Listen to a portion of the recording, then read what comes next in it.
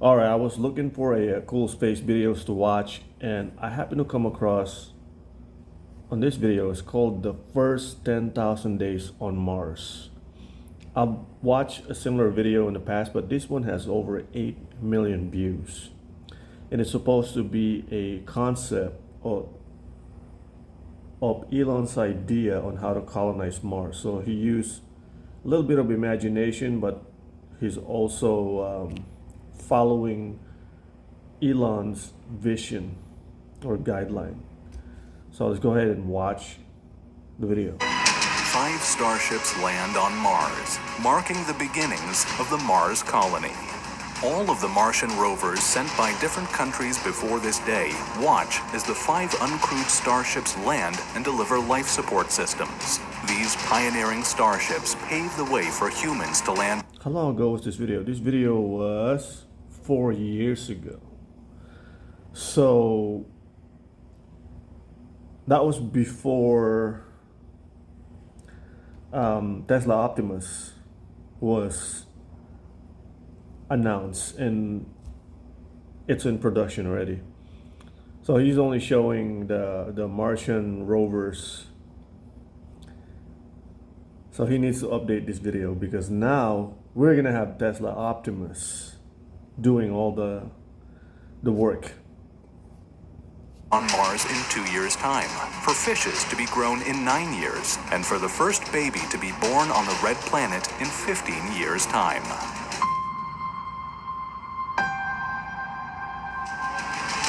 The 5 starships land at Erebus Montes. Okay. The cargo ships are delivering essential life support systems. These are made up of solar panels, backup fuel, oxygen, water, dried food, waste management systems, spacesuits, medical supplies, and the first habitation pods. There are also tools and equipment for experiments. One of the starships is carrying Mars's new Starlink communications network and deploys it in orbit before landing to deliver life support cargo. Only 4 satellites are needed to create the Martian Starlink, as the Mars base will be concentrated to one area. There are also 7 football fields worth of solar panels on the cargo list. These are used to power the future base and fuel production.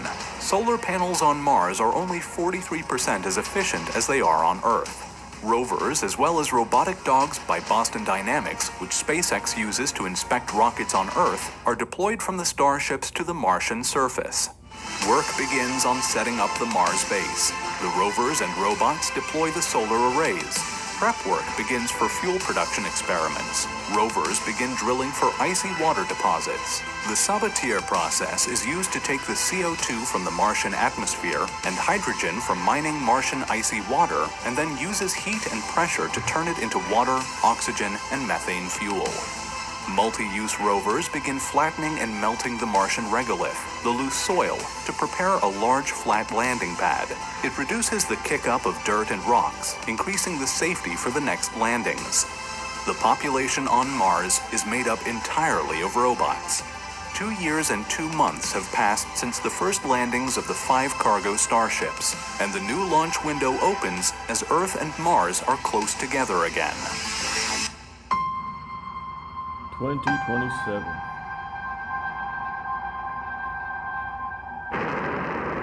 Two starships carrying a total of 30 astronauts land on Mars. 10 additional cargo ships accompany them, carrying an oversupply of life support. These first astronaut settlers are scientists, engineers, medical specialists, and military personnel with scientific backgrounds. They all have to stay on Mars for the full 2 years and 2 months. This is not a short-term visit. It is a mission to make life sustainable and multi-planetary. During the first week on Mars, the astronauts are suffering from the effects of low gravity after the 7-month journey and have weaker muscles. The first week is used to acclimate to the gravity of the red planet and celebrate surviving the journey. The new settlers live in their starships that they landed in.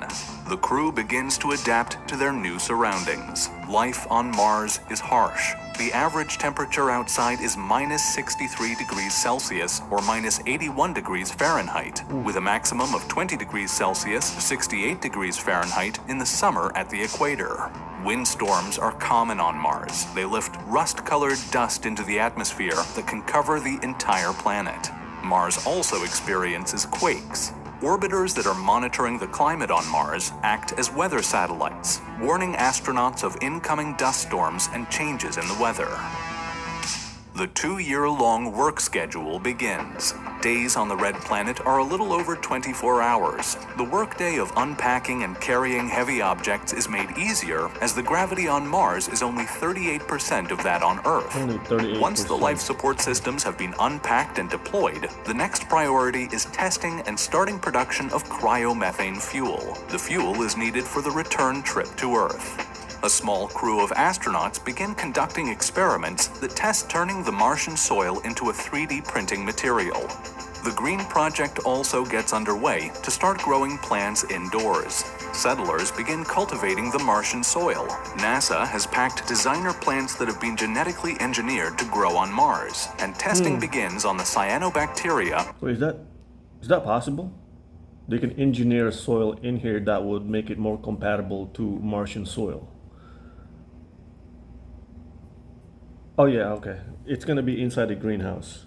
I was gonna say, because it's, even if they can make it work on the soil, the radiation might still kill the plants. But if they build it inside a giant greenhouse, then yeah, it's definitely doable. That was transported from Earth. This organism is used to produce ammonia fertilizer from the nitrogen in the Martian atmosphere. Crops such as rye, radishes, tomatoes, beans, carrots, and potatoes are grown, and the astronauts' waste is recycled as fertilizer for the plants. Okay. Soon, the Mars base will have a delivery of fishes. On Really? Earth, SpaceX now has factories that are producing 2 starships per week, each one costing That's actually not a bad idea. They can build a giant water tank, make it a, farm it, make it a fish farm, basically, which makes it more sustainable. But of course, they gotta limit how much. It depends on how many people, how big the population is. So they'll have to build more and more tanks as more and more people arrives. That's not bad. $5 million to build. 104 starships are built per year, and 216 starships are ready for each launch window. Earth and Mars orbit around the Sun at different speeds, so there is only a launch window every 2 years and 2 months when Earth and Mars are at their closest. During each launch window Every year, 2 years. there are only a few days, as low as 12, to launch. And for each day, the launch window ranges from only 30 minutes to 2 hours. So a combination of cargo and crewed starships are built, waiting ready to be launched when the window opens. Back on Mars, one starship launches heading back to Earth, carrying on board the entire 30-person crew who have lived on the red planet for over 2 years. That's a good idea. Just have all the professional workers going in there, the doctors, scientists, engineers, military personnel. Have them. I mean, first is gonna be Optimus to get everything ready for these 30 professionals to come in there. So it's a good idea to have them, prepare everything so that the actual settlers will have no issue or any complications when they arrive.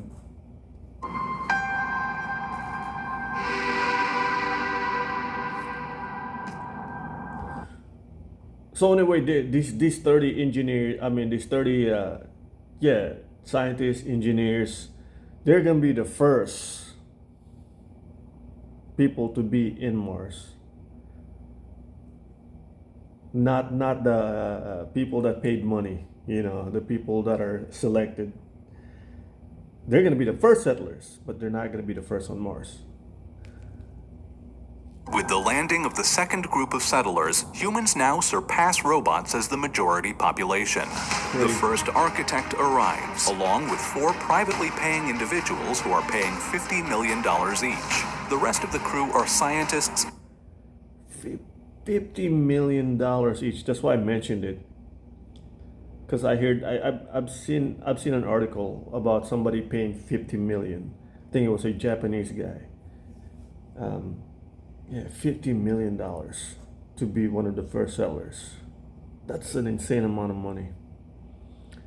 And you don't even know how dangerous that place is. You know, everything, a lot of things could go wrong. An earthquake, a massive earthquake, a massive sandstorm can sweep by and damage one of the equipments. Yeah. So we'll see. Engineers and botanist farmers. The first set of small, privately paying individuals who are paying $50 million each. The rest of the crew are scientists, engineers, and botanist farmers. The first set of small, permanent greenhouse domes are constructed, adding to the number of plants being grown on Mars. The settlers eat the first Martian salad. A small portion of the food on the planet now comes from locally grown produce. This slowly reduces the amount of food that needs to be transported from Earth on future missions. Cool. SpaceX begins construction of the Depot X, the first permanent dedicated fueling station on Mars. And work begins on the first 3D printed habitat. The AI Space Factory 3D printer uses a mixture of Martian soil and lab-grown plants which act as the glue, the polymer, that holds the material together. The 3D printed outer shell of the new habitat provides protection from radiation, while an inflatable inner shell is added for extra safety. Parts are deconstructed from one of the starships to create the communications and life support systems for the new 3D printed habitat. Holy shit. I've never thought of it. I've never thought of that idea. I guess I don't know much about 3D printing technology yet. I've seen my last roommate, the one from China. He bought a small 3D printer, and I remember him buying you have to buy a cartridge for it. You have to order the cartridge in order to make the 3D printed material. I never thought of it that way. Use the Martian soil to 3D print the habitat, and you can mold it to however you want. In 3D printing, you can pretty much build everything: shelves, walls, floor, table. That's insane. That's crazy. They could make it work.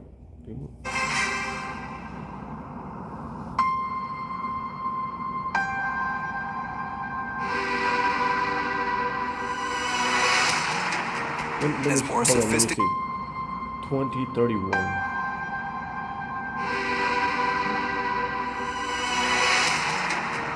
As more sophisticated 3D printing robots arrive, larger hydroponic crop facilities are built, generating the majority of the food for the Martian settlers. Kimball Musk even has a team working on Mars with their own vertical farm. The settlers begin testing underground digging for habitat purposes. Data is sent back to the boring company on Earth.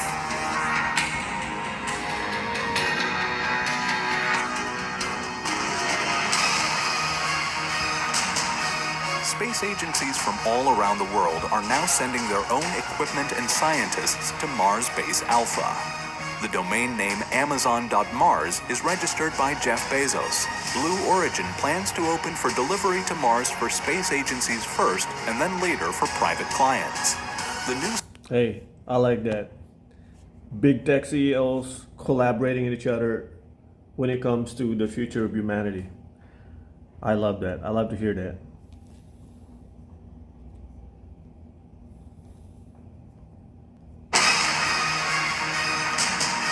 Space agencies from all around the world are now sending their own equipment and scientists to Mars Base Alpha. The domain name Amazon.Mars is registered by Jeff Bezos. Blue Origin plans to open for delivery to Mars for space agencies first and then later for private clients. The new Starship crew have transported fishes from Earth to create an aquaponic greenhouse, as there is now enough water being made on Mars. That's pretty cool. The first funeral is held. The settler is cremated and spread across the Martian landscape. Back at Earth, a fleet of starships full of fuel, cargo, and passengers is waiting in low Earth orbit. When the launch window opens, they fly as a fleet to Mars. The spacecrafts are able to support and dock with each other if needed during the 7-month journey.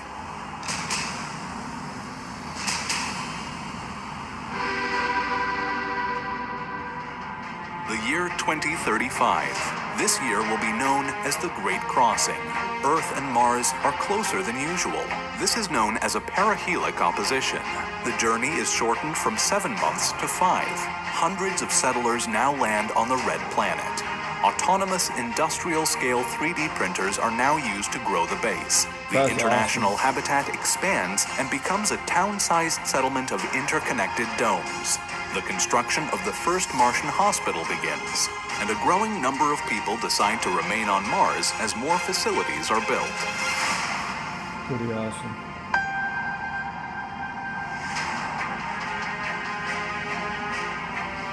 The first people with the intention of becoming permanent... Wait, hold on. I didn't realize it. Oh, they also show departures. So we got people arriving and then some people departing. I thought it was permanent. Why would there be people departing? It could be multiple reasons. Could be like medical health reason, mental reason for the departure, or it could be just some engineers have to go fix something, go in there, fix something, and come back. Fascinating. Okay. But this is what, 30, 35, 40 years after?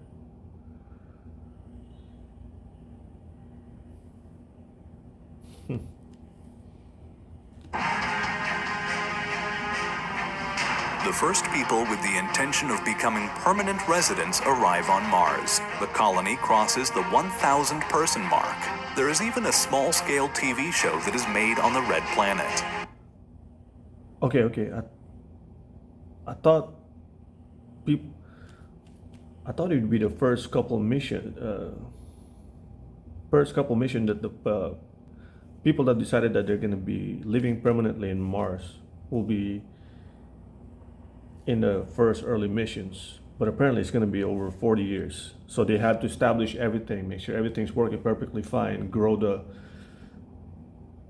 farm, fish farm, build a habitat. Okay, so it might take over 40 years before the people that are going to be there permanently starts arriving. Okay. The first Martian marriage is watched across Earth and Mars. Wait, what? Colony crosses the 1,000 person mark. There is even a small-scale TV show that is made on the red planet. The first Martian marriage is watched across Earth and Mars, while exploration missions discover cave systems suitable for the development of protected underground. Wouldn't that be the freaking day, man? First TV show from Mars. You're back here on Earth, just relaxing, wondering what your neighbors up there are doing in Mars. You know, chilling. They have their own TV shows.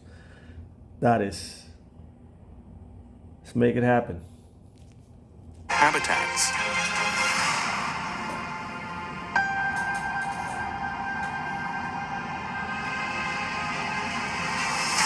The boring company Tunnel Digger lands on Mars and begins testing digging underground tunnels for shielded passageways and for underground habitat construction. This marks the beginning of Elon Musk's boring Mars company. Robotic bases are now present at different locations further away from the main base. They act as mining outposts. And nation-states begin constructing smaller habitats away from the base. They become embassies on Mars, and architectural design moves habitats from purely functional constructions to expressive symbols of national pride. The first person is born on Mars. Scientists study the health of the mother and baby closely.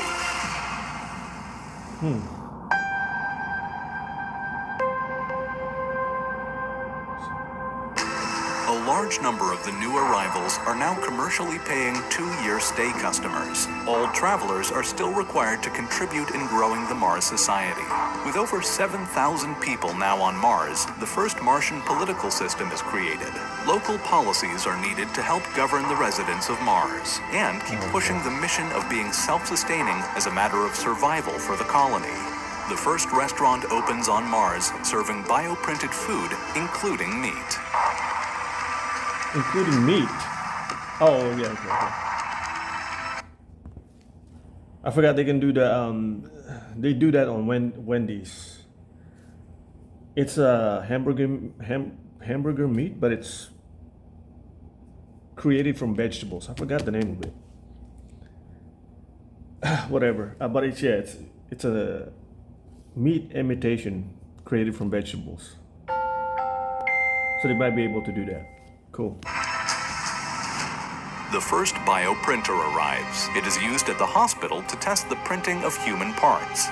A dedicated maternity ward is opened at the hospital to deal with the increase of births from the Martian residents. Cool. The first parts of a nuclear fusion power plant begins construction, Oh, okay. reducing the need for additional solar panels that are sent with each mission from Yes, Earth. they need to do that. Day 7,000. 31,000 population. 2046, the year of the Martian explorers. The first person climbs Olympus Mons. It is 2.5 times taller than Mount Everest, making it the tallest mountain and volcano in the solar system. The 9.5-month journey tests the limits of the new flexible spacesuits. The first mRNA manufacturing facility is operational, allowing the people of Mars to be vaccinated for when they return to Earth. Schools are now being built as workers begin to move their families to Mars. 66,000. Blue Origin's first fully autonomous orbiting manufacturing station arrives in Mars's orbit. The space station processes asteroids for rare materials. It is done in space so that the Mars atmosphere is not polluted. Manufactured goods are then sent down to the Martian surface. Elon Musk opens the first Tesla Gigafactory on Mars. Here, they recycle solar panel batteries and assemble open and enclosed electric transporters, and also maintain ATVs and other SpaceX transport vehicles.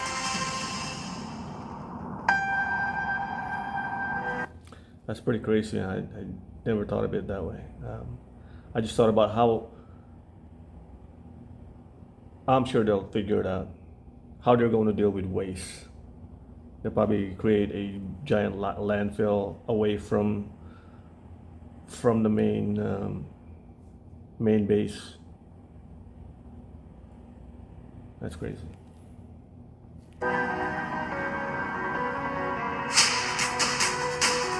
The year 2051 is known as the Second Great Crossing. The close orbits of Earth and Mars allows for another mass movement of people and equipment. Tens of thousands of people land on the Red Planet. Government officials from different Earth nations make the crossing. Mining companies send management teams and exploration geologists to the planet and establish small company habitats. AI robotics and a productive human workforce now makes Mars fully self-sufficient for all essential goods. The colony produces all of its own power, breathable air, water, food, and fuel. That's crazy. If resupply missions from Earth were to stop, the Mars colony would survive and grow, but in a primitive way, as there is still a need for advanced electronics from Earth to keep the colony developing as an advanced civilization. Let me go back to this real quick. This little timeline that they did. Hello, can I go back? Okay, never mind. I can't go back. I have to do it manually, huh? This right here. Workforce now makes Mars fully self-sufficient for all essential goods. The colony produces all of its own power, breathable air, water, food. Right there. That final image right here. This, when people see this, okay, yeah, you know what? That's impossible. That's never gonna happen. Look at that. It's a big city, pretty much. Big Martian city. It's just no way. It's not even possible. That's why I think that they need to accelerate the development of AI, especially Tesla Optimus. Also other like manufacturing robots that can build that can fabricate all this as soon as possible. Plus they're converting Martian soil into 3D printed. I mean, they can use Martian soil for 3D printing materials, but they just need to make it more efficient. right? So that's why we need. I hope that the AI technology can progress these robots as soon as possible. It's probably not a good thing if you're a labor worker, because the sooner these AI robots, you know, it, the sooner they the sooner they get better, the, the sooner they replace workers, like real people. It sucks. I don't want the robots to replace, because that means we're, you know, humans, we're gonna lose a lot of incomes because they're gonna replace their jobs. But at the same time, I want to see humans progress, just like this picture right here. I want to see that happen. That's a little dilemma now, is it? I want the AI to progress only on Mars, not here on Earth. Doesn't make sense, but all right, let's go. And fuel. Need for advanced electronics from Earth to keep the colony developing as an advanced civilization. 25 years. 20,000 To mark the 10,000 days humans have settled on Mars, the first Mars-born human visits Earth. The traveler is assisted by a robotic suit controlled by a Neuralink brain chip that helps. Hearing that just sounds crazy. The first human from Mars visiting Earth, or traveling to Earth. That is insane. Support them in the heavy Earth gravity. On Mars, grasslands and woody plants are thriving in vast enclosed greenhouse domes. I forgot they're not used to our gravity on Earth. Since their Mars is only what 34% the gravity of Earth. That's crazy. And so they have to use a machine to help sustain their. It's crazy. Built over melted ice lakes near the equator, they are slowly adding oxygen to the Martian atmosphere. Cool. The first strands of grass are found growing wild on the Martian surface. Escaped seedlings from the greenhouses are attempting to survive on the surface of Mars.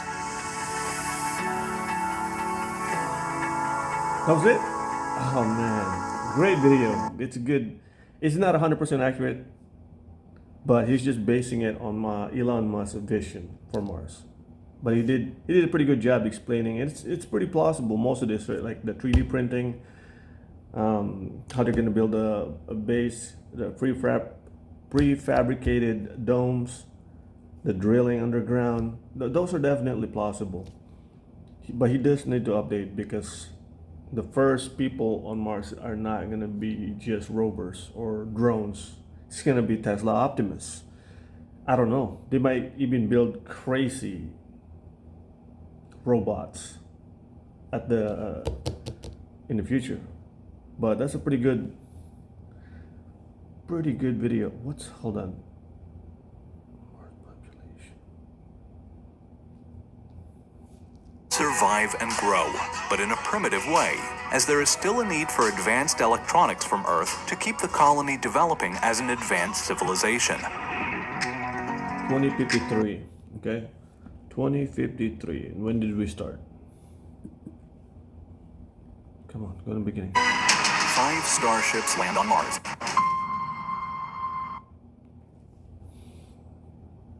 Okay.